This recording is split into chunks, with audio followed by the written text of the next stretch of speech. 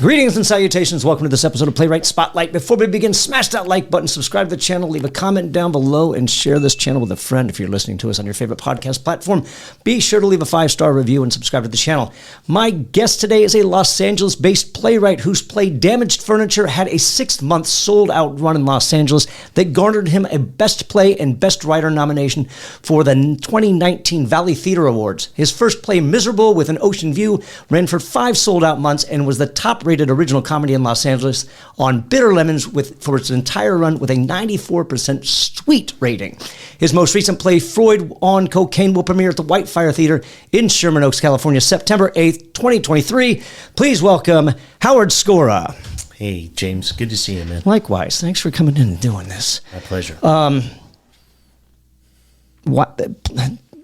Tell me about your start. How'd you get into playwriting? So I got into playwriting. I actually started as a screenwriter. I studied at UCLA Extension, and my first screenplay, I came in second place for something called the Diane Thomas Award. And the woman from DreamWorks came up to me, and she was like, "Steven loved your script." And I was like, "Steven who?" And she was like, "Oh yeah, Steven was like carrying it around for a couple of days, and everyone was asking who you were." And I thought this was the beginning of my career. And so that happened, and then nothing happened. And then my second screenplay, I actually sold it while I was still at UCLA Extension. That film got made. It was a very it was a frustrating experience in that the producers decided they were going to rewrite the film, and they rewrote the film, and they had a very different agenda than I did with the story, and it was an unpleasant experience. I'm still proud of moments of the film, but I realized after that, moving forward, I kind of want more control of. Not that I can't collaborate. I'm a very good collaborator, but you need to collaborate with the right people. Sure. And you need to make sure that you guys have the same agenda. I mean, if I'm trying to write a comedy and somebody's trying to do a maudlin drama, it's not going to work. And my stuff is always, it's emotional, it's dramatic, but I always come from a comedy place. And so all of my plays, if I could say there's a overriding theme on all of them, it's kind of this mixture of comedy and drama, because really good comedy comes from stakes, and that comes from drama. It comes from need. It comes from deep need and different characters having different needs in the conflict. And if you don't write conflict, you don't maximize the comedy. Let's unpack that, because that's interesting. So I'm curious about how that works, how you approach that, and what your process is in that regard as far as like stakes when it comes to comedy. So let's talk about how to write comedy then in that regard. Mm-hmm. So how do you approach that? And I put people on the spot with this all the time, because I know you're not in the process of writing right now. So if it's a question that you really can't answer, can you give me an example of like what would be like low stakes and how to make it funny so this would be a higher stake? Well, no, it's coming up now because we're rehearsing Freud on Cocaine, and all of my plays, I'm very collaborative with the actors, in terms of, I mean, that's a real joy for me. Is it's not just the writing of the piece that I love writing, but that's very solitary. What I love about directing and kind of working with actors is cutting things, killing your babies, and not being precious. But I am going to answer your question, sure, which is it goes back to what I said about deep needs. So in other words, you can write a scene that has funny little jokes in it, but there needs to be conflict, right? There needs to be one character who wants something specific, and whatever that character wants, that other character has to want the opposite. And that's where the comedy comes from, is deep need and conflict. And when it's not working, it's because you haven't raise the stakes enough. So the way to raise the stakes is, if this character doesn't get this, then this happens, or they don't get what they want. And that's the other thing too, is you can make a character that isn't necessarily likable, but if you know what their need is, then you're on for the ride with that character. Even though, for example, in Freud, he's he deeply just wants to be successful and make enough money to land his fiancée, and so what he starts doing is experimenting with cocaine, which back then was not the cocaine we know. It was a magical drug and a substance that had great kind of promise as a miracle drug to cure depression and other drug addictions. So what would the stakes be? I'm guessing this is a comedy. Yeah, it's a comedy. So what's interesting about the Freud story was I knew Freud had done cocaine, but when I started I researched this for about a year, and what blew me away was, no pun intended. Yeah, what blew me away was a couple of things. The first one was that Freud was significantly influenced by Big Pharma.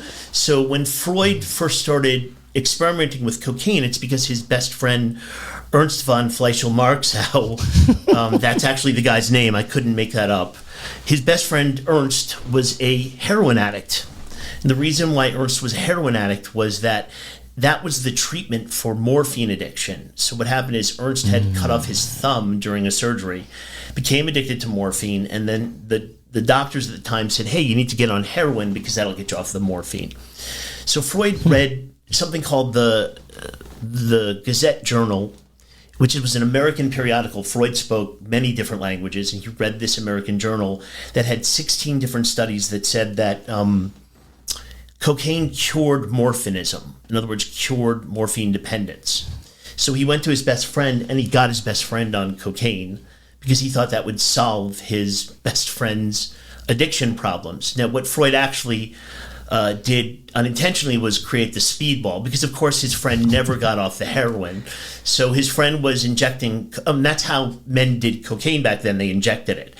So Ernst was injecting both cocaine and heroin, as was Freud. He was injecting his cocaine, and he got his cocaine from Merck.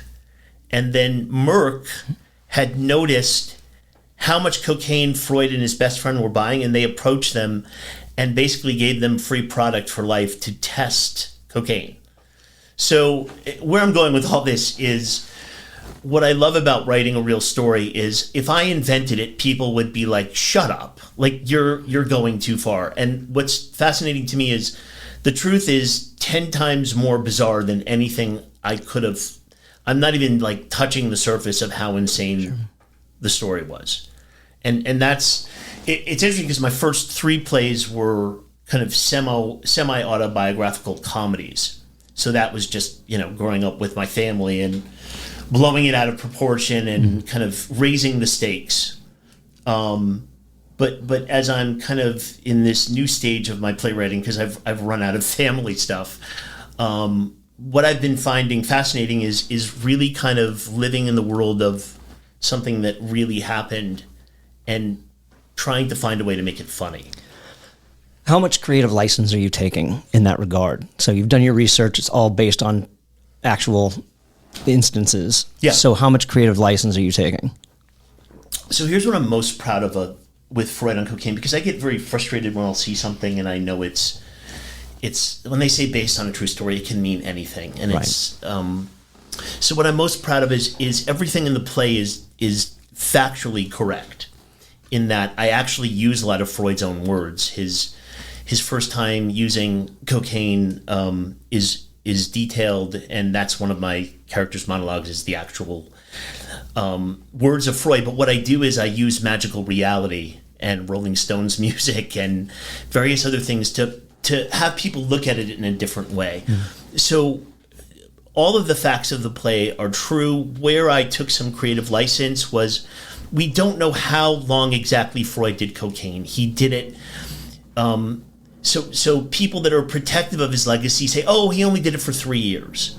There's documented proof he did it for a minimum of 10 years. And even in his, when he got out of the cocaine kind of focus and got into dreams, he wrote about a cocaine fueled dream called Irma's injection dream, which was basically when you psychoanalyze Freud's own dream, it's basically about his fear of being exposed for almost killing a woman and using cocaine.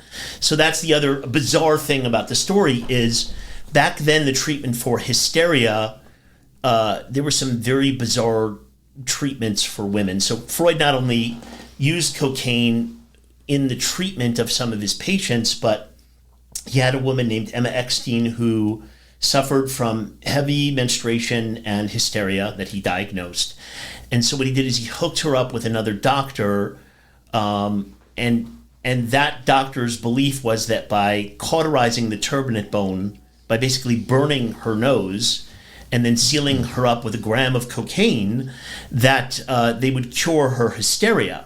So, and this is all documented in once again in a letter that Freud wrote to the doctor who performed the first surgery. What happened is for reasons unknown, 10 inches of gauze was left up this woman's nose for the first surgery, and it was up there for about a month and it went septic. Freud wrote about the third surgery where they finally pulled out the gauze and they lost her pulse. They almost killed this woman. And he detailed it, once again, it's all there for people to read in the letter. And so the dilemma that I have is, this goes right back to what I was saying, is taking something serious and making it funny. So this is hideous, horrible, terrifying. And so in different hands, I'm sure it would be a very maudlin drama. So my way in to make that funny is I have a very excellent actress named Amy Smallman who's playing Emma Eckstein. But what I'm doing is I'm just having the character explain the process as if it's just a normal day. Like the doctor did this and the doctor did that. And it's so bizarre and surreal. It's a really, really funny scene. And the whole time the character, you see her nose bandaged up. So, and it's basically who's on first, but it's about the theoretical kind of concept of hysteria back then and how they treated hysteria. And once again, I'm not trying to trash Freud. I want people to come away with this, looking at how 100 years from now, the things that when we talk about trusting the science, that science is always skewed. You know, Freud believed the 16 studies that he read that said that it cured morphinism, but what Freud either unconsciously didn't deal with, but what we know is that the company that owned that American journal that he read, it was owned by this guy George Davis of Park Davis, which is now currently owned by Pfizer. Park Davis was the largest manufacturer of cocaine in America at the time. So all of the science that Freud read was funded by the drug company that made cocaine. And so I want people to come away with it, because we think that like dope sick and you know the oxycodone kind of terrible things that have occurred with drugs. Drug companies were doing this hundreds of years ago. It's nothing new. I mean, I know we think that this has been going on for a long time, and I think I want people to kind of come away kind of re-examining what they think they know and what they don't. Because if Sigmund Freud, arguably one of the most influential thinkers of our time, was addicted to cocaine for a certain period of time, at least 10 years. And like I said, what we're unclear of is how he quit. That was the only thing that we're not sure of. So I took some creative license, and I wanted to make a statement about addiction, because I want, everybody has this kind of concept of what an addict is. But if Sigmund Freud was an addict, then I think it kind of reframes how people look at addiction, because he was clear. He used cocaine to perform and to overachieve, and he was so driven to be successful that he actually found a substance that he self-medicated his depression with the cocaine. So you mentioned also that that's his objective in your play, that he wants to be successful. Now, obviously, he doesn't state that. So I'm assuming there's some subtlety to this. There is some subtlety, but what's once again fascinating, which is truth is stranger than fiction, is that back then, if you wanted to marry a woman, the family would just flat out say, you're not making enough money. And Freud had this rivalry with his mother-in-law, Emmeline Bernays. And Emmeline Bernays hated Freud, and they never got along. They always hated each other from the day they met, in that she thought Freud was not good enough for her eldest daughter. And so I have a scene with the mother-in-law basically flat out saying, and Freud actually, he originally aspired to be a scientist and gave it up because there was no money in being a scientist. And so he kind of became a doctor, because the money at that time was in the seeing of wealthy patients. And he was hoping, he was trying to be an Instagram celebrity, for lack of a better, like Freud realized that by becoming, he hoped to hitch his success to cocaine at first. And what happened was, and this is also where some of the comedy comes from, is there was this guy, Carl Kohler, who discovered that cocaine could be used as an anesthetic for eye surgery. So Kohler got most of the credit for cocaine and Freud didn't, and he was devastated by this. So it's almost like, to go to a showbiz analogy, it's like Freud's movie and this other guy's movie came out at the same time, and the other guy's movie was a huge hit, and Freud's movie tanked and was bitter about it. And his nickname for Carl Kohler was Coca-Cola, which once again I put in the play, and when you can use real, it's always better than conjecture. So this is a long-ass way of me saying I really used as much real stuff as I could. What I invented was the stuff that wasn't available, namely Martha's letters. So of course, all of Freud's letters are available, but none of Martha's letters are available. So, and then the other kind of thing I did was, because I wanted to look at the issue of addiction, was I decided it was Martha that intervened, that got Freud off cocaine, because his best friend died eventually from the heroin and the cocaine. Freud was so devastated that his best friend died and he couldn't save him with cocaine. And of course, unconsciously, Freud was a little bit, it came up in the injection dream. I think Freud maybe blamed, I can't say it. I don't know if Freud, I'm sure Freud maintained till the end of his life that cocaine was non-addictive except for morphine addicts. So that was the one concession he made, is it didn't work to save my best friend. And his friend probably would have died even without the cocaine, but he ended up inadvertently giving his friend a speedball, and didn't get his friend off cocaine. And he named right after his friend died, he named his next child after Ernst. So there was Ernst Freud right after Ernst von Fleischer-Marxau died. So once again, it's just, and to me, that's the need that this was after a lot of research. But when I kind of walked away, I was like, this is a fascinating relationship, trying to save your best friend who's a drug addict, and discovering cocaine at the time, which isn't, when I say cocaine, it was this hopeful, wonderful thing that he thought could cure depression. And Freud really got addicted when he was studying in Paris, when he was studying hysteria with Charcot. He probably had social anxiety disorder, and he used the cocaine to kind of socialize with the Paris intelligentsia, because he was insecure, and he was, so to me, that as a writer, I'm like, that's such an interesting character, a guy who comes from a less privileged background, who wants to kind of marry his dream girl. He's willing to do whatever it takes to get her, including experiment with a substance that he tries on himself, which is adventurous and bold, and he wants to save his best friend. He wants to get the girl. I mean, you can't get a deeper need than that in terms of telling a story. How much did you leave out? I mean, what was that like? Because it sounds like you did a ton of research, and so I can't help but feel that there's probably a lot of things that didn't make it in. And is that because they're not important, or is it just because, like, how do you?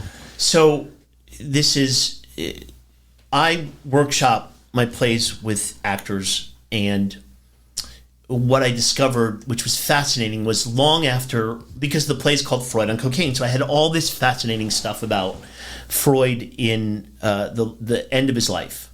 He didn't want to leave Burgassa 19, which is the house he had always lived in, but the Nazis were invading. He had a daughter, Anna, who was a lesbian and was in a 30-year relationship with an heir to the Tiffany fortune. And Freud was so frail back then, and ironically was using morphine to deal with the pain from his jaw. So what eventually killed Freud was his addiction to cigars, because he smoked so much and had jaw cancer. Anyway, I had this whole kind of third act with, the Nazis invading and his lesbian daughter. And, Freud was much kinder about male homosexuality than lesbianism. He said lesbianism was the father's fault. And then he ended up with a gay daughter.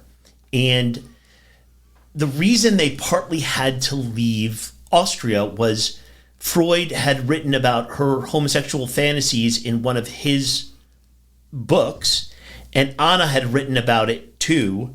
And so the Nazis questioned her, I think, for 36 hours, and she had something on her called Veronal, which is a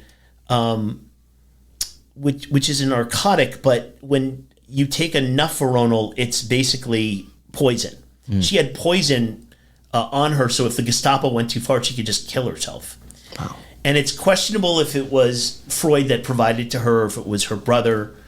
Anyway, long story long, I wrote a whole kind of third act where Freud was the one who gave her the poison, and the wife is saying, "You're still a fucking addict. You're trying to kill our daughter." And it was very dramatic. But the problem is when we read the whole play, it wasn't funny. So I had first two acts really funny, and Nazis, like I can make anything funny, but Nazis and suicide not so funny, and cancer, like those are challenging. So I had to lose them because I realized, and that's killing your babies, because I realized that the play's called Freud on Cocaine, like it's like Snakes on a Plane. You don't want to see what happens to Samuel Jackson when he's dying 100 years later, and you know what I'm saying? Sure. So yeah, there was tons of so that was fascinating to me, but I was like, that's a whole other play. And then what other, I give a lot of winks to psychoanalytic theory, and I am not somebody that thinks I love Sigmund Freud. I think he contributed so much to the way we see the world. And somebody smarter than me once said that, the thing about Freud is even when he got it wrong, he was never boring. Like so where am I going with this? So it's kind of hard because this is obviously a satire. It's about what Freud got wrong, but I certainly don't want to take away all the amazing things he did accomplish. This is a small section of his career that I want people to walk away and not think, and not completely reframe how they think about Freud, but look at the whole picture of a human being, because I think so much of Freud's legacy was created. And most people don't see him as this insecure, shy man who was very seduced by cocaine because of he was a depressive, and it helped him write. He wrote a majority of his early work clearly while on cocaine, and arguably some of Interpretation of Dreams. He at least had some cocaine-inspired dreams during that. And back then, the cocaine was a lot purer. He was like getting it straight from pharmaceutical companies.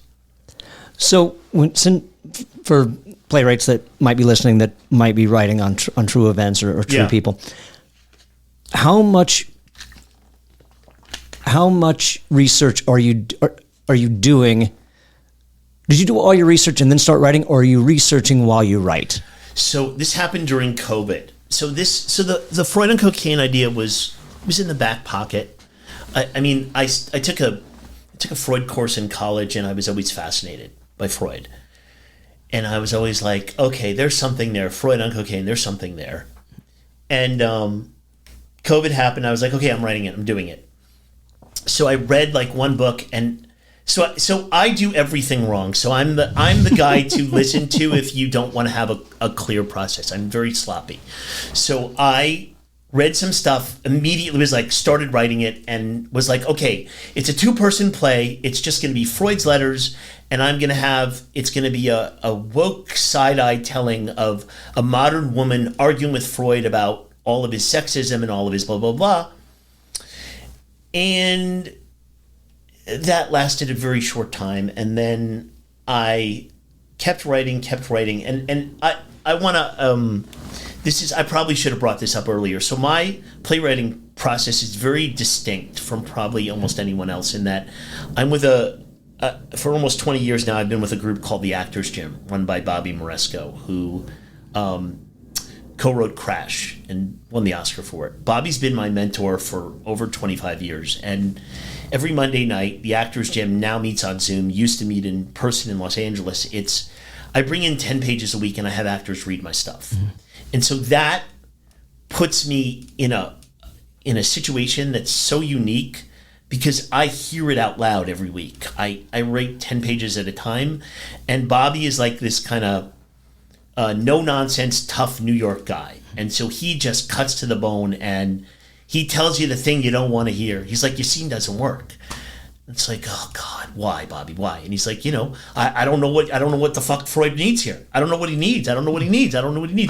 Or, it's not driving the scene, or it's not this, or it's not, but he always, and it's always the thing you don't want to hear. Sure. And then you're like, ugh. And then the next day you're like, fuck, he's right.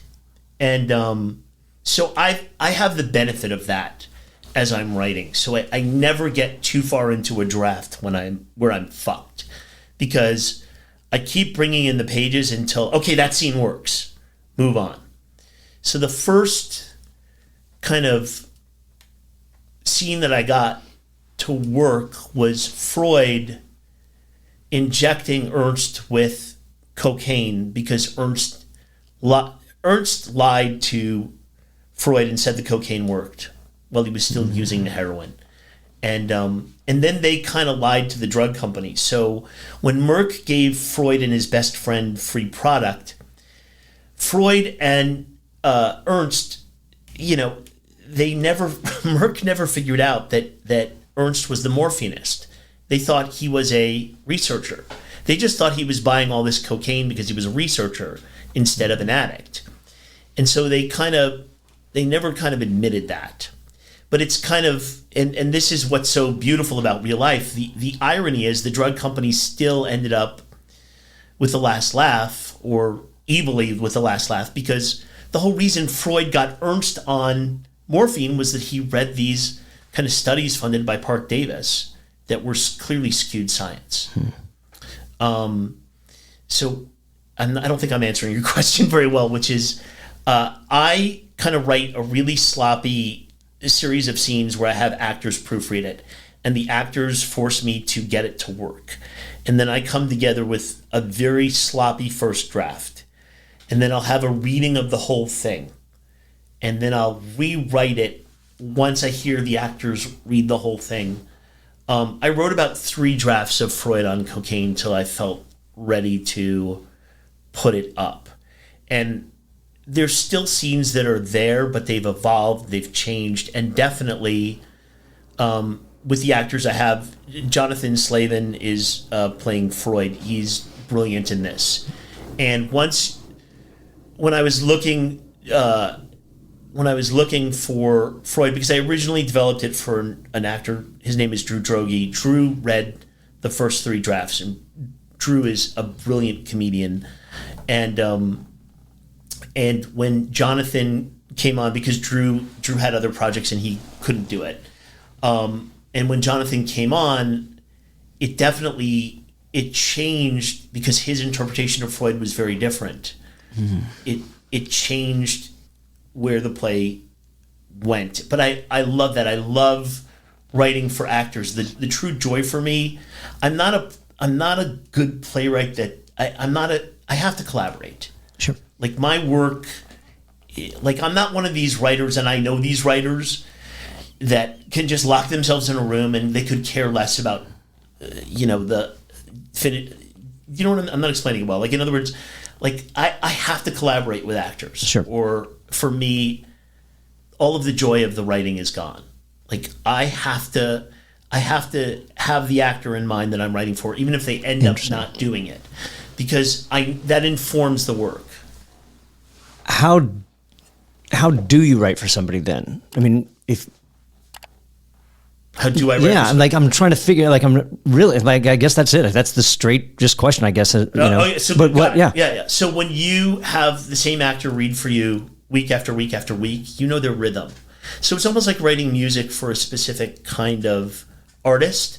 You know how they sound. Like, I hear, like, when I was writing Freud and I thought Drew was doing it, I heard Drew's voice in my head, and I'm like, this monologue would be funny, or with the cadence of how he speaks and delivers things. And then my friend Amy Smallman, she's playing Emma Eckstein. She was also in my last play, Gaslight House. And I know how Amy's voice sounds in my head, so I can. So I want to go back to my process. The other huge mentor I've had in my life, who it's a guy that I don't have a close relationship with, but after 9/11, David Milch did a special Writers Guild seminar. Do you know who David Milch is? I don't. He created NYPD Blue. Okay. He's a former heroin addict, interestingly enough. He wrote Deadwood, which is also one of my favorite shows.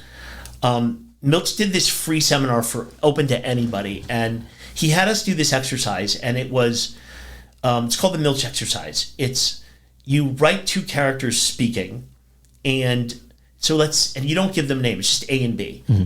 And here are the rules of the Milch exercise. And I recommend this to any writer who wants to open up their creativity. It was life-changing for me. So you sit down, you set a timer, and you can't leave for a minimum of 20 minutes, a maximum of 50, but a minimum of 20. A and B speak. You can't plan it. You can't go back and edit it once you start, and you can't stop. And so what it does is it does two things, as Milch explained it. It overrides procrastination and perfectionism. So any writer who sits and is like, oh fuck, mm-hmm. This overrides that, because you can't think. And so I'll have A and B talking, and A will just say, I don't know what the hell I'm going to write today, and be like, yo, always fucking do this. And then A will write, shut the fuck. So what it does is it externalizes your inner critic or your inner voice, and you channel your inner critic or your inner voice into A and B. And it totally changed the way I write, because when you start listening to, I'm going to sound psychotic saying this, but when you start listening to the voices in your head or even your critic, it's easier to write for actors, because you know that if you know your own voices, you know other people's voices. Right.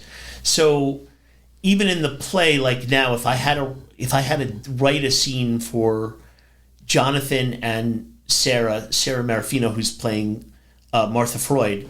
Sarah was also in my last play, Gaslight House, and Sarah has a gravitas as an actress. She always grounds it, because my stuff is so insane. I need an actor who can kind of ground it in some reality emotionally, and so I know exactly how to write for Sarah. I know now how to write for Jonathan now that I'm working with him. And my friend Barry Briscoe, who's playing Emmanuel Merck, he's got a very specific cadence. So a long way to answer your question, which is, and I recommend this to any playwright, start familiarizing yourself with actors that you want to work with, and have them read your stuff, have them, and dance with that. In other words, don't be one of those writers that isolates yourself from the actor. You want to dance with the actor, because all the actors can do is make it better. When you get an actor's perspective, that's how you get clear on the need. Because if the pages aren't working for the actor, that actor can help you understand why the need isn't clear. So if you wrote for Drew originally, how much changed once Jonathan jumped in? So luckily, they're similar types. I think Jonathan is a little bit more of a dramatic actor he's very funny, but I think Drew is, and I hope Drew isn't mind that I'm saying this, I think Drew is a true comedian. He's a comedic actor, but Drew is inherently funny, and Jonathan is also inherently funny too, but there's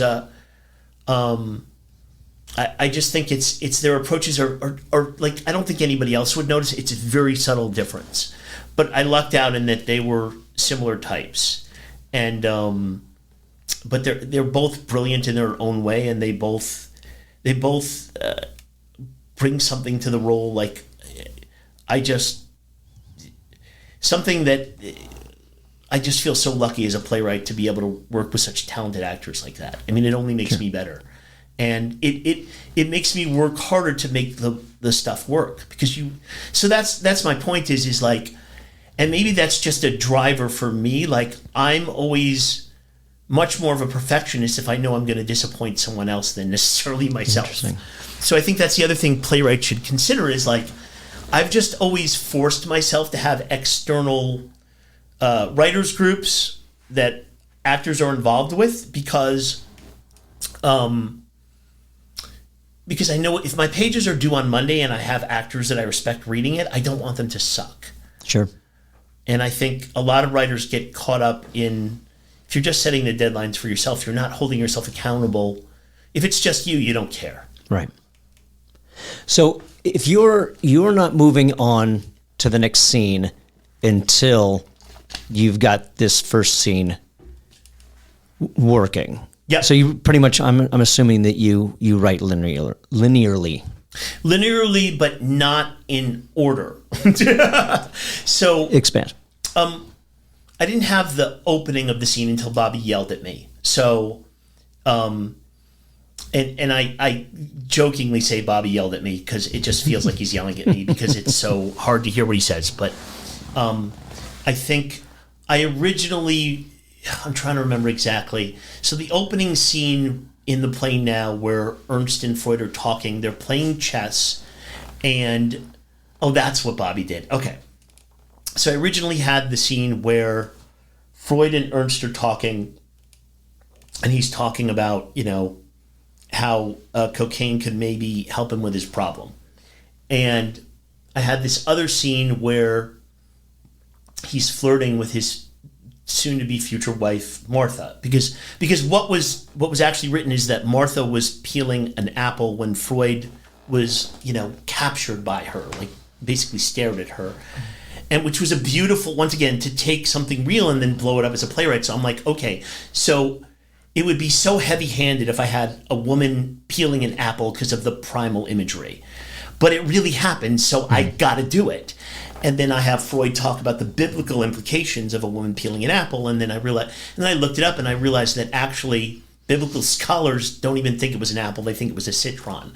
And so, since Freud was kind of so caught up in kind of metaphors and symbols, I was like, okay, so this can be the meet cute.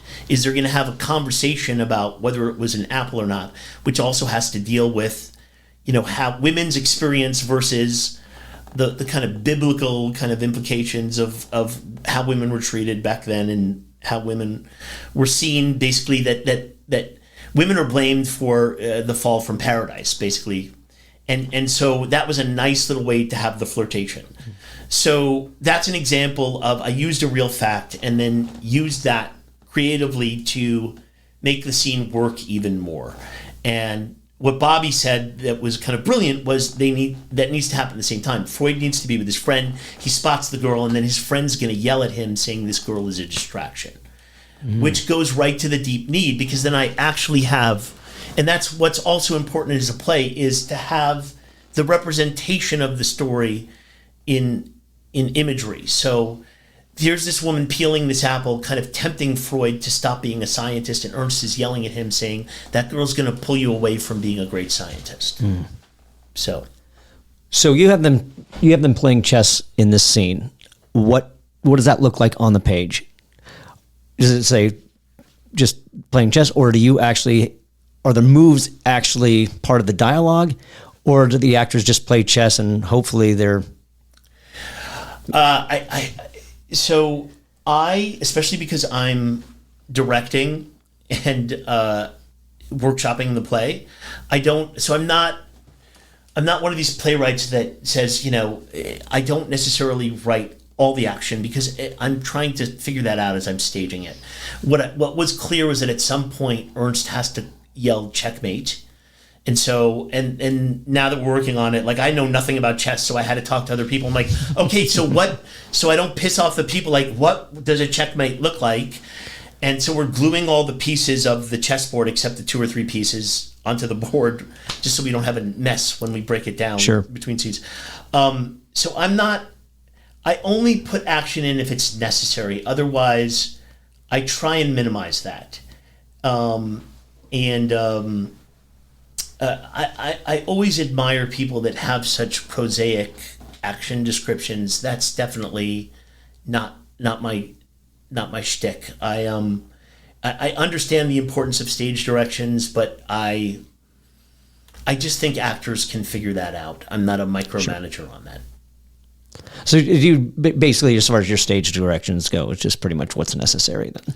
Yeah, and I always feel like I'm failing miserably with stage directions. I mean, I shouldn't say that. Like, for example, if I'm describing, like my last play, Gaslight House, it was very specific that the house, because it was about gaslighting, but also there was this wordplay of gas lighthouse. So I knew the house had to have like a lighthouse kind of shimmering in the windows to the house. The house needs to be overlooking the lighthouse, the Montauk Lighthouse that it took place in. So I kind of took the time to write a very detailed description of the scene. But I'll read other plays and the detail, like I'll just read other work and the detail of the set is astounding. And I don't know if the playwright did that before or after. But I'm like, unless there's a reason, like there was a clear reason why I needed the house to look a certain way. But otherwise I'm like, that's above my pay grade. Like that's like, leave that to the director to figure that out. So starting off as a screenplay writer, because you're the second playwright that I've had on that started screenplay writing and then went into playwriting. Yeah. Opposed to, most of the time it's the other way around. They start as playwriting because they want to, they go into screenwriting. So do you find that the screenwriting aspect helped your playwriting, or do you find that it kind of interfered? Did you have to relearn anything? So a couple of things. So the reason I got into playwriting was I had a lot of experiences of spending 6 years. 6 years. Oh my God, no. 6 months to a year of my life working on a screenplay. And there's nothing more frustrating to me than waiting for someone to say yes. Or someone's... And the thing about a screenplay is you never know. And so, and you never know with a play, but the point is I knew that I had a way of getting my work realized as a playwright. So my basic argument is if I'm going to spend 6 months to a year of my life writing something, I want the joy of workshopping with actors, collaborating. That's the true joy to me.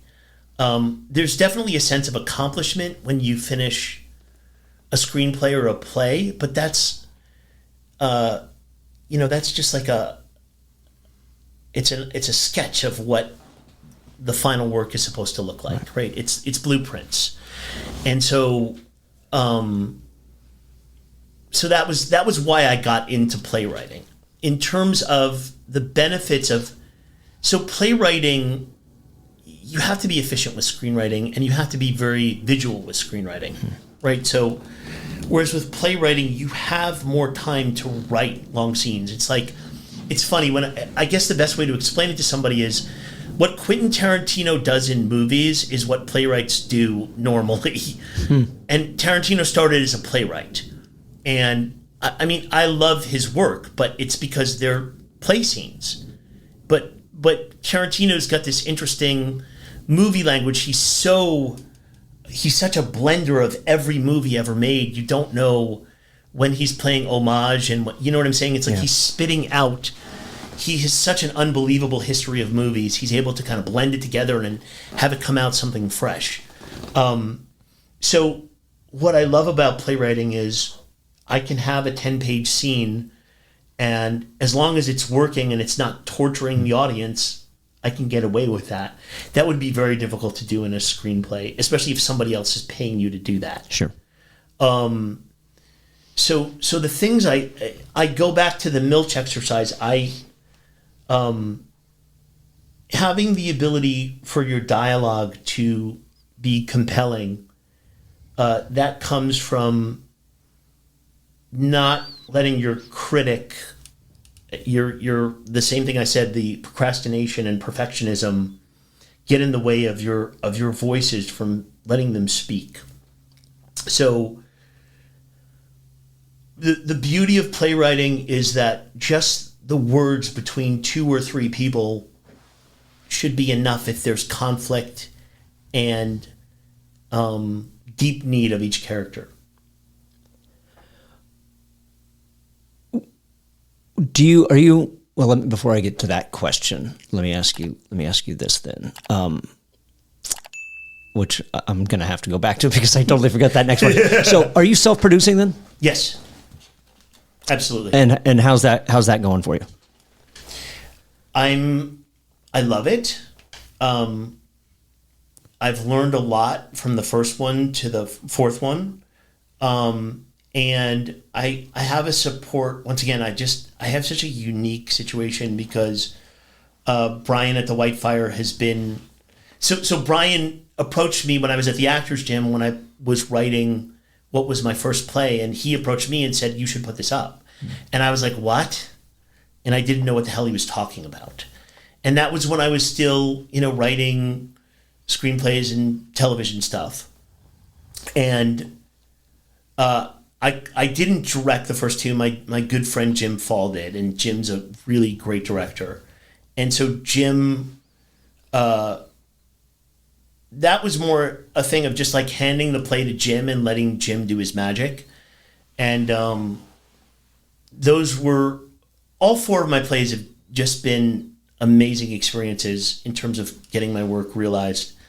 I don't recommend it for everybody. Like I bumped into a friend of mine who self-produced a play for the Fringe festival, and he was like, "I'm done," like after one. And I definitely felt that way probably after my first one, but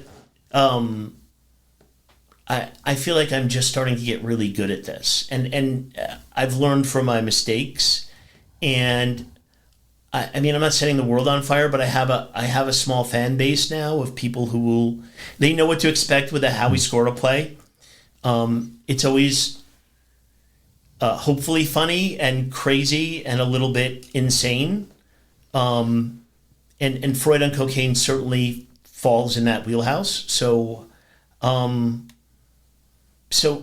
it's been probably the greatest joy for me to self-produce my work. And it's funny, people always mean it as a compliment. They'll come up to me after they see the play and they're like, why isn't this at the Geffen? Why isn't this at New York?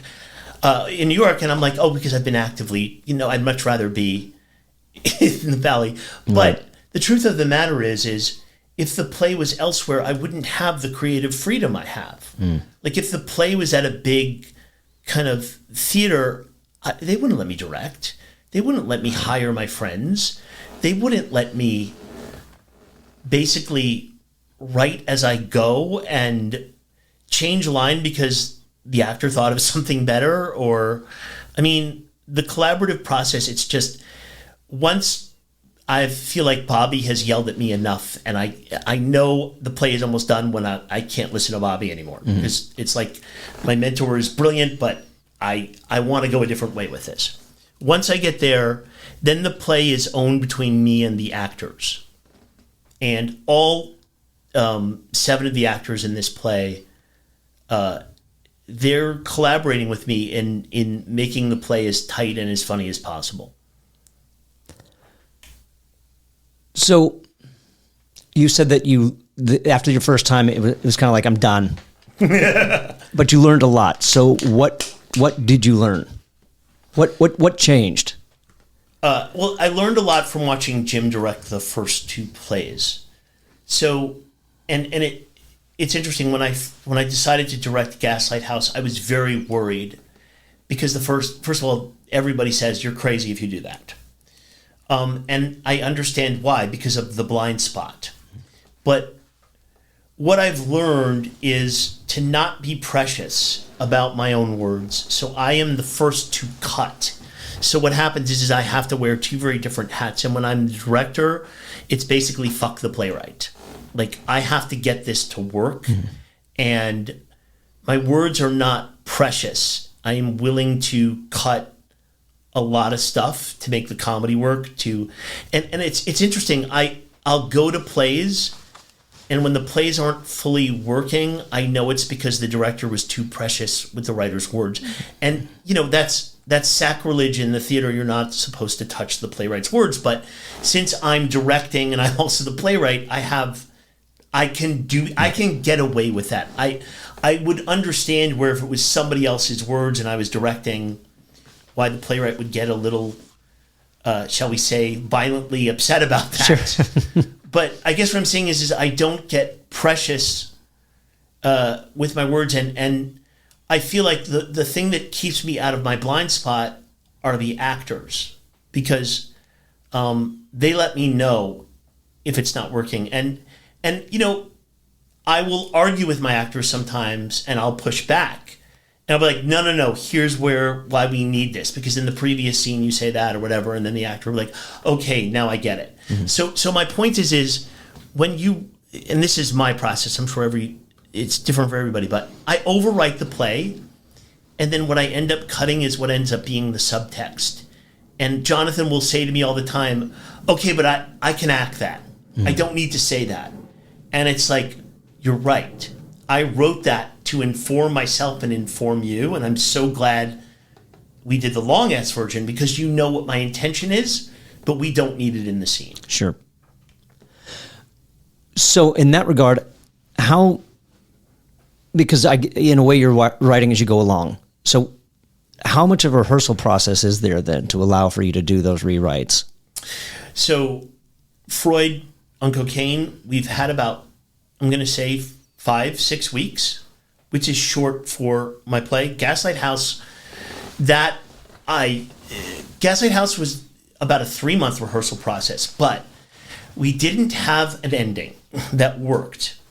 And the only thing that makes me feel good when I tell this story was I was watching some documentary, and apparently when Neil Simon did Barefoot in the Park, he didn't have an ending to that play. And I think he figured it out like a week, don't quote me on this, but something like a week before the play went up, he finally figured out the ending. And it was one of those things where an actor said something and he was like, that's it.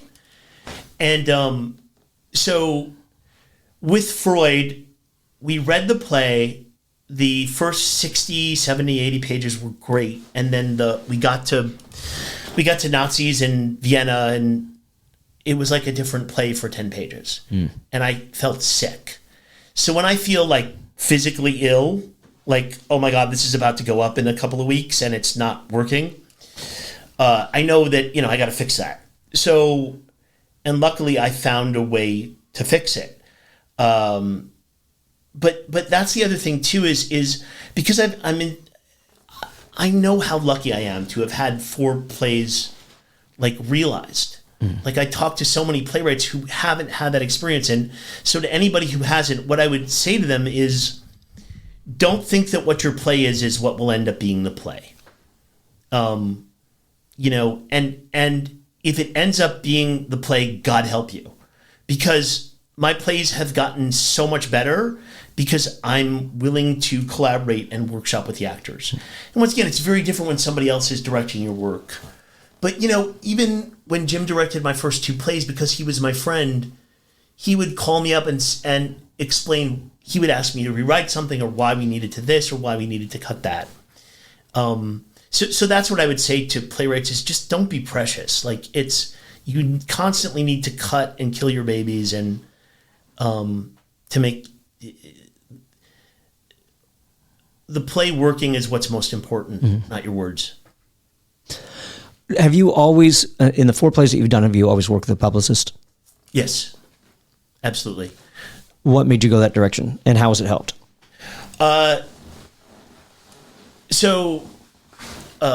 This is the first time Lucy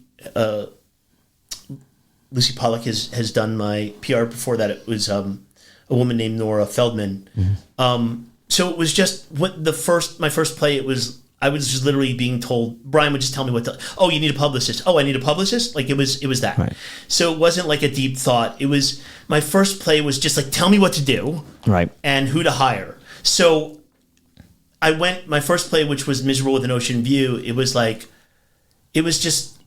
literally just like some reality show where it's like, okay, you're going to put on a play. All right, do this, do that. I was just like, what do I do? Why do I call this person? Why am I, I didn't even know, like, oh, I need costumes. Like, there's tech, there's sound, whereas now kind of, I see all of those as tools. Like I start picking out my music a year before I start, and I'm very hands-on. Like right before this podcast today, I went to a trailer park to pick up Freud's desk, put it in my car, dropped it off at the Whitefire, and came here. And then I'm ordering fake cocaine on Amazon, which is we're using, I think, some kind of milk lactose sugar for the cocaine because the actors actually want to snort cocaine.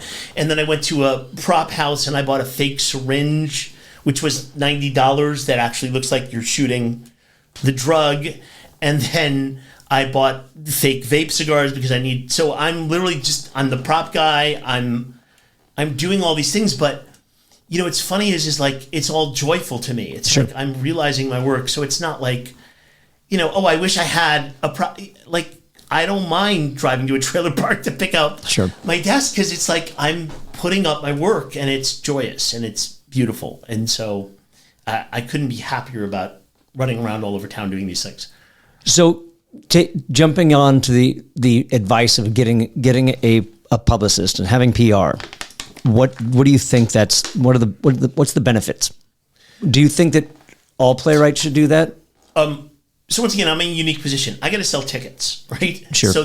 So when it comes to self-producing, it's if somebody came to me and said I want to self-produce a play, I was going to be like, okay, well, so basically this is a game to lose as much money as possible. To try not to lose as much money as possible.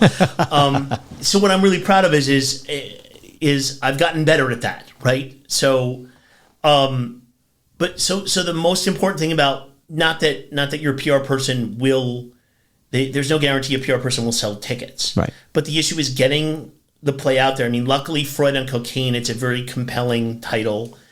And so that helps. Titles help. Like all of my titles, I spent a really long time working on because that's whether somebody's interested or not. And it's kind of, especially when it comes to LA theater, it's like, people I think have this kind of listening of like, how bored am I? Like, how long is it and how bored am I going to be? Like, so you're already kind of dealing with that when it comes to selling a ticket. Yeah.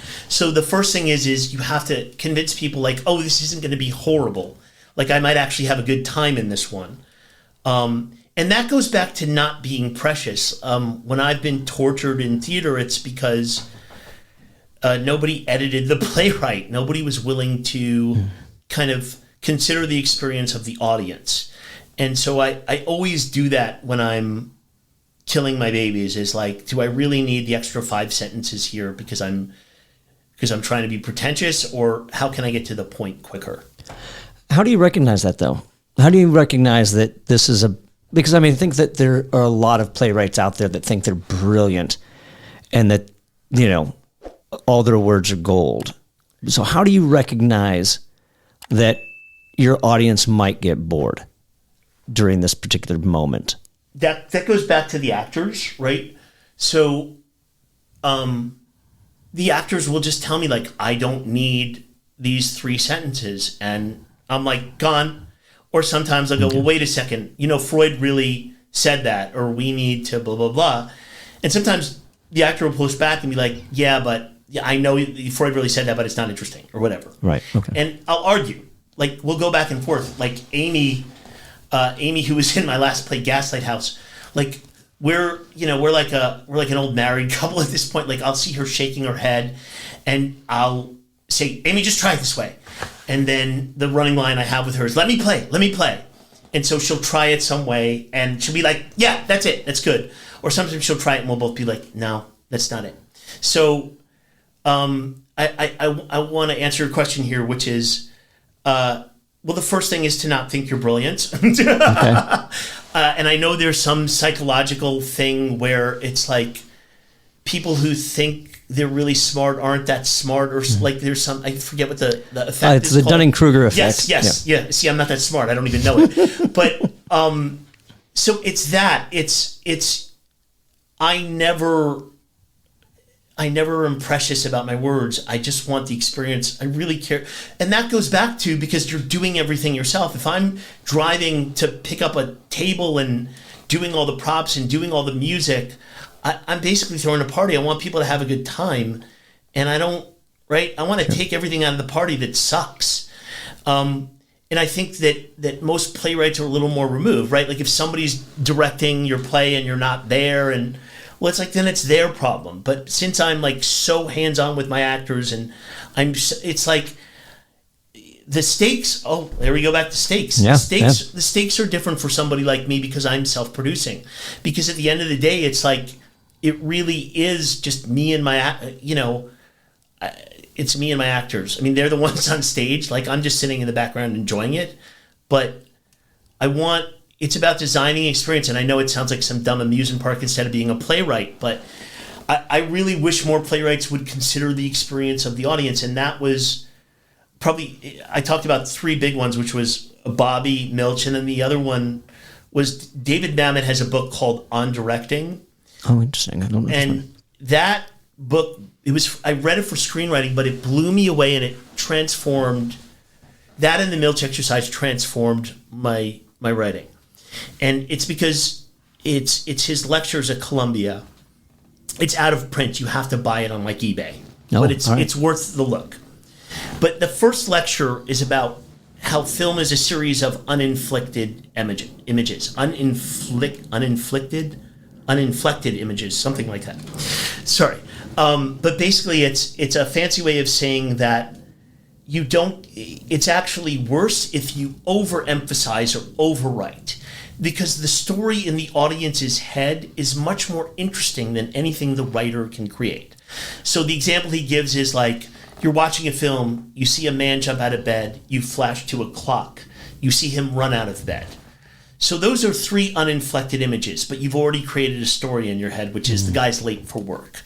So if you overdo the inflection on those images, unless you're doing, like, let's say satire or whatever, to overinflict it is pretentious, right? Because it's like you don't respect your audience enough for them to put it together in their head. And so a lot of times when playwrights overwrite, it's because it's a lack of respect for the audience. It's like, I have to say the extra 7 sentences, or those dummies ain't gonna get it. Right, yeah. And it's like, that changed. So that's where I think I'm less precious than the average writer, is because once I realized it's not my job to overdo it. It's my job to underdo it, because whatever the audience has in their head is much more interesting. Sure. So having your actors, but do you recognize it before? You're doing it with your actors, but do you recognize it in the process of your writing? Do you recognize like, oh, this is going to be boring, or like? I always overwrite, and I know because oh my God. So I just realized this. So the reason I overwrite is because I'm doing the Milch exercise, right? So I'm vomiting. So when I sit down to do my writing, I'm just getting it out. Sometimes I used to have an old school tape recorder. Now I just talk into my phone. Sometimes I'll act out the monologues when I'm driving, because it's always when I'm not thinking. It's when I'm doing some other activity because of how the left and right brain works. So it's always, or sometimes I'll wake up and I know I have to record it, because every time you say, and that's my other advice, is like, don't say, oh, I'll remember tomorrow. You'll never remember. Yep. You'll never remember. So I think when I'm writing it, I vomit it out. Right? Sure. And so they ain't all gems in that vomit. Like, right. You've got to then sift through the 2 or 3 gems in the long whatever. So, but once again, if the actors didn't read all of it, they wouldn't know the subtext. They wouldn't know what I was trying to communicate. And once again, I'm in a place of privilege where I can talk directly to the actors. That's not the case for most playwrights, where they're not there with the actor. Sure. So once you've put up a piece, are you done with it? Do you just put it away and never look back, or do you submit it out and just, try to get it in other places?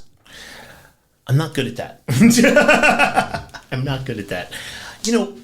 I have such good experiences. Like, I would love my work to be done elsewhere, but I'm not spending a lot of time submitting.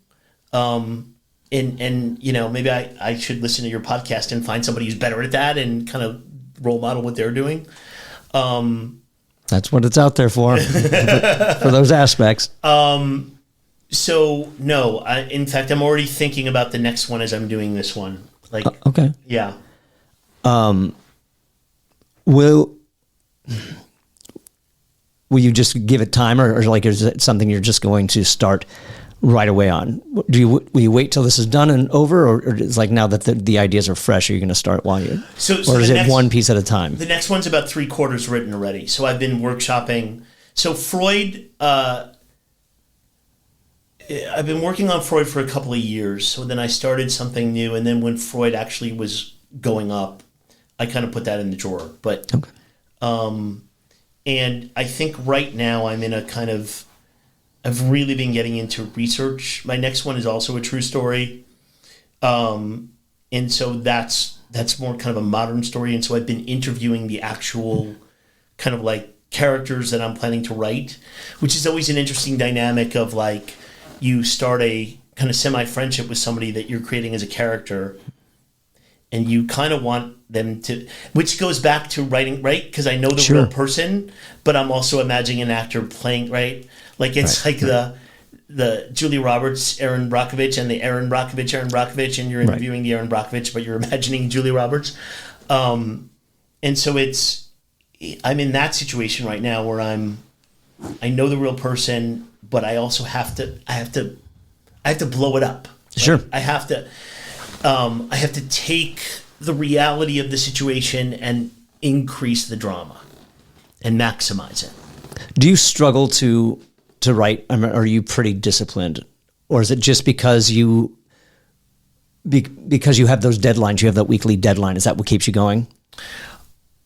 I am horribly undisciplined, but I'm very disciplined because I have external deadlines. I realize that about myself. Like, I won't write, but if I know I'm in the actors team and I'm in one other writers group, I've been in as many as 3 or 4 writers groups at a time, because once again, if I have the deadline, I'll do it. So that's my advice to people that, especially if they have a self-concept that they're not disciplined, which is my kind of inner critic voice is, you're not disciplined. So I've purposely forced myself. I'm like a guy that forces himself to run because I don't want to run. Right. But I hate running, but I do it every day because I have to. So I don't hate writing, but like I said, if it's for me, I won't do it. If it's for other people, I'll do it. Sure. Do you find that, are there things that you struggle with as a playwright still? Yeah, I think I wasn't traditionally schooled, right? Like I didn't get a master's or a master's in fine arts or whatever. So there's always a little bit of like, even though I've been workshopping with actors and I've been like, what did people learn at, in playwriting graduate school? But then I'm like, I don't know if I missed anything. Like, I don't necessarily know. It's kind of like, because that's kind of the big, like film school. It's like, whoever watches a Tarantino film and says, well, that, imagine if that guy went to film school. Right. Like, so I kind of take, at least how I've been justifying it is like, I've just been doing it, but I didn't necessarily go to a fancy school and learn it. I kind of figured it out on my own. And that's something we've talked about on multiple episodes on whether or not the academic route is necessary, and I'm not, I keep going back and forth on whether or not I think it is. I mean, I've taken a playwriting class in college, and that was about the extent of it. But, I don't know how many other classes they would offer that would really give me, or maybe it's just the discipline of going through the craft and, maybe then just because you're constantly doing it, and that's what. Yeah, it's kind of like, I remember when I was considering film school, it's like, for the amount of money, I could just make a movie. Like, right. What am I doing? like, why am I going to put myself in 100 or whatever amount of debt? Like, I might as well just make a movie if I'm going to do that. But and I don't judge anybody that has done that. I have friends who've done it and they've clearly benefited from it.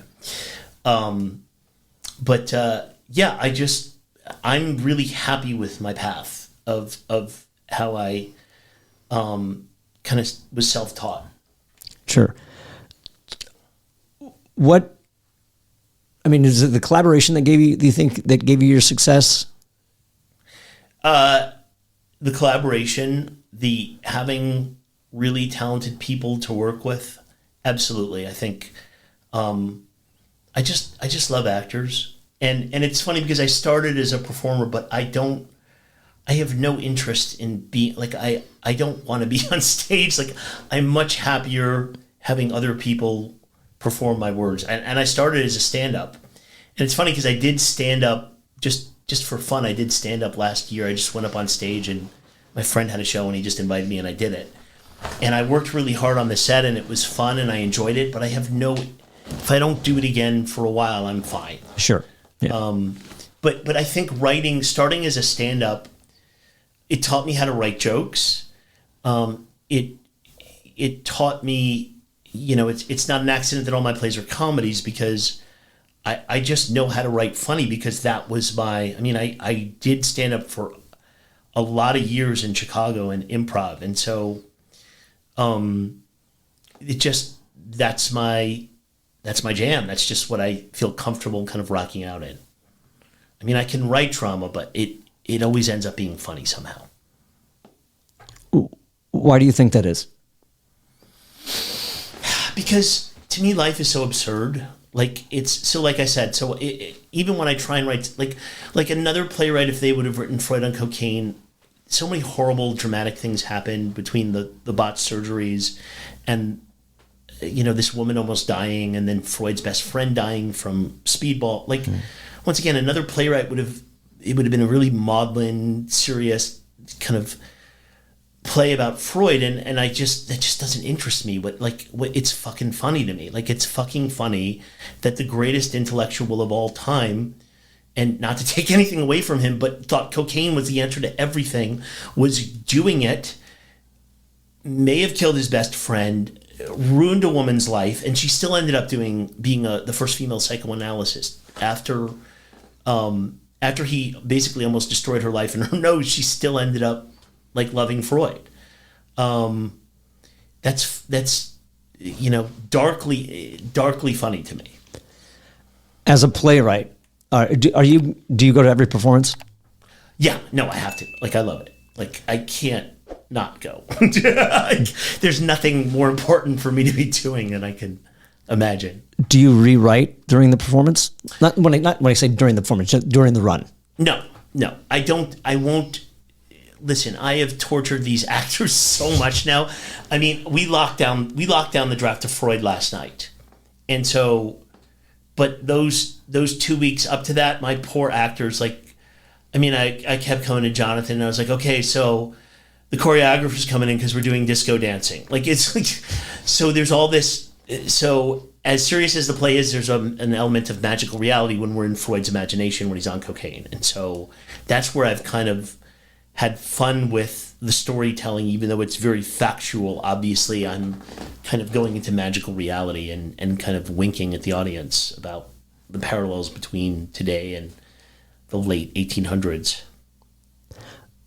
I know that you're working on something. I mean, can you talk about what you're working on? Because obviously you are working on. What are you working on now? I don't want to talk about it. Right? I'm so sorry. Fair enough. No, it's fair enough. Like I said, it's a real case, and what I can tell fellow writers is I did something crazy, which is I researched this thing similar to Freud. Like so when you first find an idea, especially a real idea, the first thing you do is start Googling the fuck out of it, because you're like, nobody's fucking done. Are you kidding me? Like I thought I was losing my mind. I'm like, how has nobody written about this? And so it was one of those things.